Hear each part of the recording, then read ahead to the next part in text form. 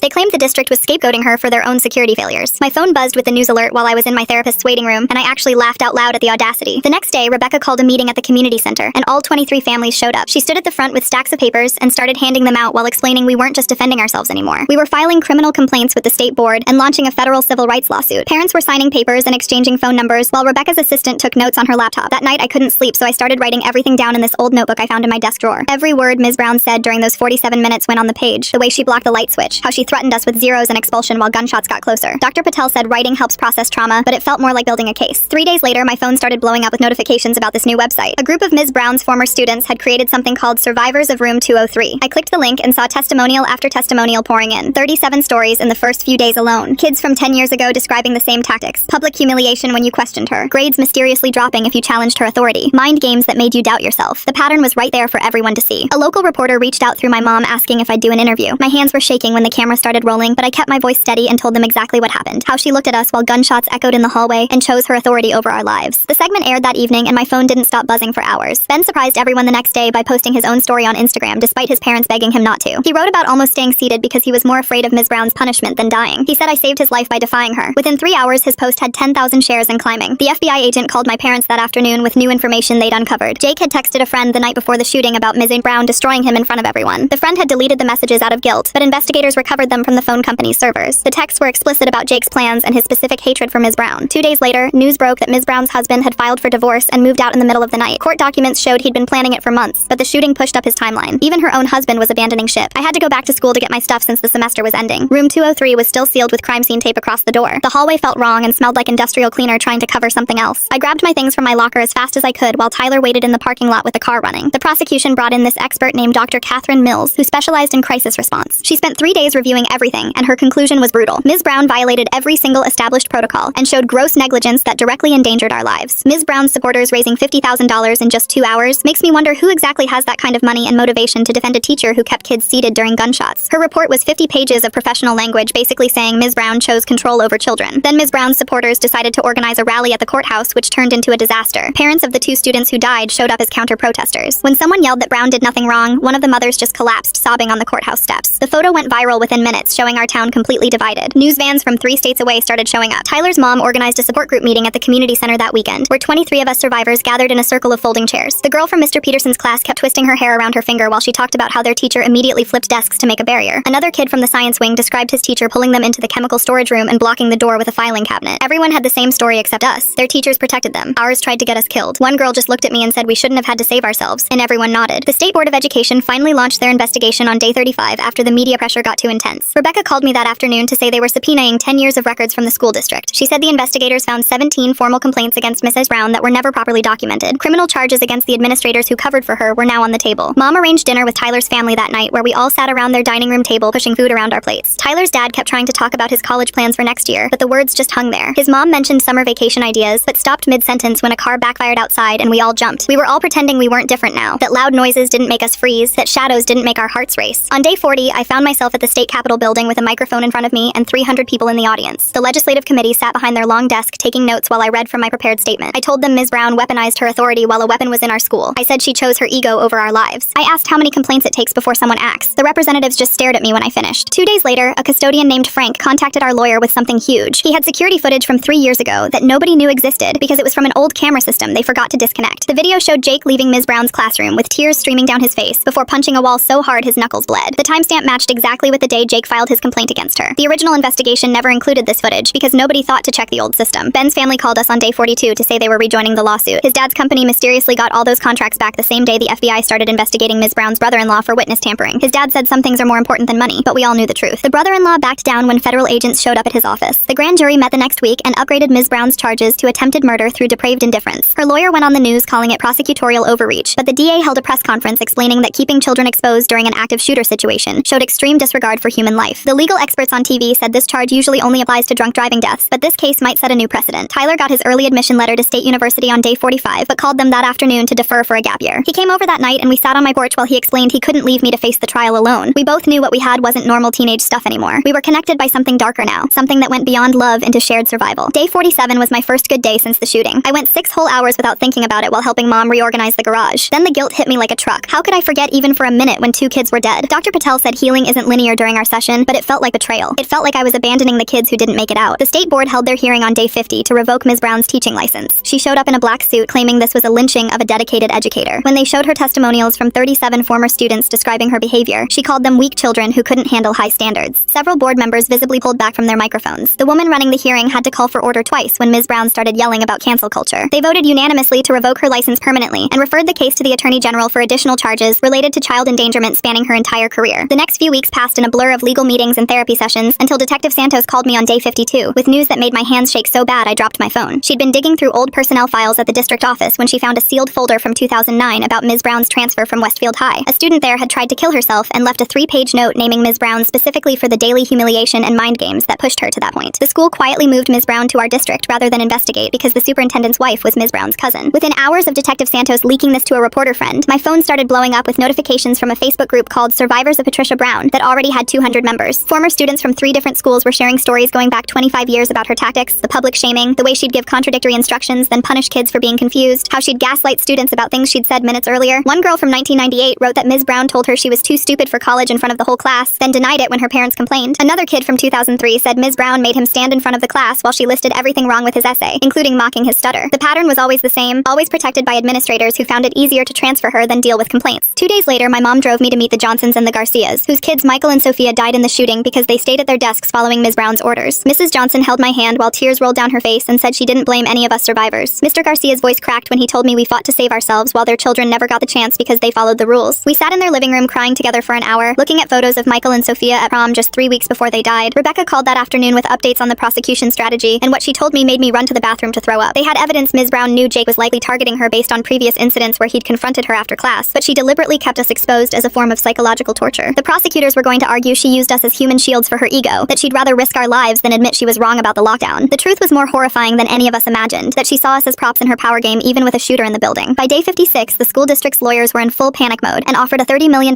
settlement divided among all the families, admitting no wrongdoing but acknowledging failures and oversight. Some families took it immediately because they couldn't afford years of legal battles, but my parents and 12 other families held out for criminal justice, not just money. Tyler picked me up 2 days later to visit the memorial that had grown outside the school. Hundreds of flowers and teddy bears and photos covering the front steps. Someone had left a copy of the student handbook with the lockdown procedures highlighted in yellow, a note attached that said, "These rules save lives when teachers follow them." We stood there holding hands, reading all the messages people had left, when Tyler spotted something that made him squeeze my fingers so hard it hurt. Between 2 bouquets was a printed copy of Jake's manifesto that the defense teams had just gotten access to. 5 pages detailing Ms. Brown's teaching methods like a psychological torture manual. He'd documented the public humiliation, the deliberately confusing instructions followed by punishment for not listening, the gaslighting about things she'd said or done, example after example with dates and witnesses. The FBI had verified every incident he described through interviews with former students. That same week, Ms. Brown's former teaching assistant from 2015 finally broke her silence in an interview with the local news. She'd quit after 1 semester because she couldn't watch what Ms. Brown did to students anymore, had even reported it to Principal Foster, but nothing was done because Ms. Brown had tenure and the union would fight any disciplinary action. Another administrator who chose the easy path over protecting kids, another adult who could have stopped this years ago. Frank the custodian finding forgotten security footage on an old camera system is peak plot device saves the day energy, though I suppose real life does sometimes hand you evidence gift wrapped with a bow when you need it most. Ben's deposition happened on day 62, and his parents sent me the transcript later because they were so proud of how strong he was. His voice apparently never wavered when he said Ms. Brown taught us that authority was more important than safety, but that day I taught everyone that survival is the only thing that matters. The prosecutor asked if he blamed me for defying Mr. Brown, and Ben said I was the only adult in that room who acted like one, that a 17-year-old girl showed more leadership than a woman with 25 years of teaching experience. The FBI showed up at Ms. Brown's brother-in-law's house the next morning with a warrant for witness tampering and obstruction of justice after they caught him on a wiretap threatening Ben's dad's business partners if Ben didn't change his testimony. Her whole support network was crumbling as people realized the lengths she'd gone to protect herself, hiring private investigators to dig up dirt on students' families, having her brother-in-law pressure anyone who might testify against her. 2 weeks later, I sat at our kitchen table with Rebecca, the prosecutor, spreading out pages of notes for my victim impact statement. She pushed a legal pad toward me and told me not to hold back because the jury needed to understand everything Ms. Brown did that day. Tyler sat next to me, his hand on my knee under the table while I wrote about how she kept us at our desks while a shooter walked the halls. I wrote until my hand cramped, then typed on my laptop, then wrote some more. The words came out angry at first, then sad, then just tired. Rebecca read through my draft and nodded, telling me this would help the jury see the truth. 2 days later, the court clerk called to say the trial was set for 3 months out. 3 whole months of waiting. I tried going back to normal stuff like SAT prep and college applications, but how do you write about your future goals when you almost didn't have a future at all? The Common App essay prompt asked about a challenge I'd overcome, and I just stared at the blank page for hours. Then on day 70, my phone blew up with texts from Ben. Ms. Brown had sent an email to his parents saying their son was confused about what happened and suggesting they get him therapy to help him remember correctly. The prosecutor had her arrested within 2 hours. News vans showed up at her house and caught her being let out in handcuffs while she yelled about being persecuted for maintaining order. The judge called an emergency hearing the next morning. I sat in the gallery watching as the prosecutor showed the email and explained how Ms. Brown had violated her bail conditions by contacting witnesses. The judge didn't even let her lawyer finish his argument before revoking her bail. Court officers moved toward her and she stood up fast, knocking over her water glass. For the first time since this all started, I saw real fear in her eyes as they cuffed her. She looked right at me as they led her past the gallery, and I could see it hit her that she wasn't in control anymore. 2 nights later, Mom found me at the kitchen table at 3 a.m. surrounded by college essay drafts. My Common App essay was about the day I chose to survive despite my teacher's orders. Mom read over my shoulder and said I didn't have to write about this if it was too hard. I told her I did because this was who I was now. We both knew I'd never be the person I was before that day. The trial started 3 months later on a cold Monday morning. The prosecutor's opening statement included playing the audio from my phone that I'd been recording for a class project. You could hear the shots getting closer, students crying, and Ms. Brown's voice clear as day saying we were being hysterical and manufacturing fear. Several jurors put their hands over their mouths. Ms. Brown sat at the defense table in a gray suit, still acting like she was the victim. The next day I testified for 4 straight hours. The prosecutor walked me through every second of those 47 minutes, having me describe where everyone was sitting, what Ms. Brown said, how she blocked the light switch. Her lawyer tried to make me look like some rebellious kid who just didn't like authority, but I stayed calm and just kept repeating the facts. When he asked why I defied a teacher's direct order, I looked at the jury and said I chose to live while she chose her ego. Nobody said anything for like 10 seconds. On day 3, Tyler took the stand and talked about getting my texts, about hiding in that supply closet knowing I was in danger. His voice cracked when he described the moment he thought I was dead because I stopped responding. Ms. Brown's lawyer objected, calling it emotional manipulation, but the judge said the jury needed to understand the trauma she caused by keeping students exposed. Tyler had to take 3 breaks to compose himself. Day 4 changed everything. The prosecution had enhanced the security footage audio using some FBI tech, and you could hear stuff we couldn't make out before. At timestamp 9:47 a.m., right after the first shots, Misty Brown's voice came through crystal clear saying, "If this is real, they deserve what they get for not respecting me." A juror actually gasped out loud. Even her own lawyer looked shocked because this wasn't in any of the discovery materials. The judge had to call a recess when parents in the gallery started yelling. Day 5, Ms. Brown decided to testify against her lawyer's advice. She sat in the witness box insisting she maintained perfect order, that we were never in real danger, that she was being persecuted for having standards. She said she was protecting us from panic and that running around would have been more dangerous. The prosecutor let her talk for 20 minutes, then asked one question that made the whole courtroom go silent. "Did you recognize Jake Wilson's voice when he was in the hallway outside your classroom?" Ms. Brown froze completely, her mouth opening and closing like a fish. After maybe 15 seconds, she whispered yes. The courtroom exploded with people shouting and crying, and the judge had to bang his gavel over and over to get control. The prosecutor stood up slowly after things got quiet again, and walked right up to Ms. Brown's face. She asked the question everyone was thinking, but nobody wanted to hear out loud. Did Ms. Brown know it was Jake Wilson in that hallway? The same Jake Wilson who filed 3 complaints against her last year? Ms. Brown's hands started shaking and her face went from red to white to gray in about 5 seconds. The whole courtroom held its breath waiting for her answer. Finally, she cracked and started yelling about how Jake needed to learn respect, just like all of us did. The jury members looked at each other with their mouths open, and one lady in the back row started crying. 3 weeks later, we all came back for verdict day, and you could feel the tension like electricity in the air. The jury took 6 hours to decide, but when they came back, they found her guilty on everything. 23 counts of putting kids in danger, plus something called depraved indifference that sounded even worse. Ms. Brown fell down in her chair when they read it, and for the first time she looked scared instead of angry. The judge said she could get up to 25 years, and the families of the 3 kids who died started sobbing. 2 weeks after that, I had to read my victim impact statement at sentencing. My hands were sweating so bad I could barely hold the paper, but I made myself look at her while I talked. I told her she taught me that being in charge without being smart about it was dangerous, that trying to control people without caring about them was just being mean. I said I'd carry those 47 minutes with me forever, but she'd have to carry what she chose to do. The judge gave her 18 years with a chance for parole after 12. When the guards put the handcuffs on her, she turned to all of us and said she was just keeping standards. Even then, she didn't get it, and that was maybe the worst part of all. A month later, Tyler and I sat in his car watching workers put in new metal detectors and cameras at school. We were different now, stuck together by what happened, but also just different inside. Tyler took my hand and said we survived, and this time it wasn't a question. situation. Ben went to the school board meeting that spring and gave this amazing speech about fixing how they handle teacher complaints. His voice was strong and clear, nothing like the scared kid who almost stayed in his seat that day. He said no student should have to pick between their grades and staying alive. I started at State University that fall studying education policy because somebody needs to fix this stuff. My roommate didn't know about what happened, and for a few weeks I was just Brianna instead of the shooting girl. It felt good, but also weird keeping that huge thing inside me. They reopened room 203 as a memorial classroom in November and asked me to speak at the ceremony. Standing where Ms. Brown used to stand felt so strange, but I told everyone that protecting kids isn't just about locks and drills. It's about listening when they say something's wrong. Mom drove me home for winter break and we passed the school where kids were playing basketball like nothing ever happened there. I told her they looked so young, and she said we all did back then. We both knew I'd never be that young again because innocence was another thing that died that day. Tyler and I met at our old coffee shop when we were both home from college for the holidays. We still checked where the exits were and jumped when someone dropped a tray, but we were learning to live with it. Tyler held my hand and said we were writing new chapters now, which sounded cheesy but also true. The scars would always be there, but we were more than what happened in room 203. We were the kids who refused to stay in our seats when standing up meant staying alive. Thanks for letting me wonder about all this with you today. It's been quite the journey asking questions together. Take care. Like the video. It helps more than you think.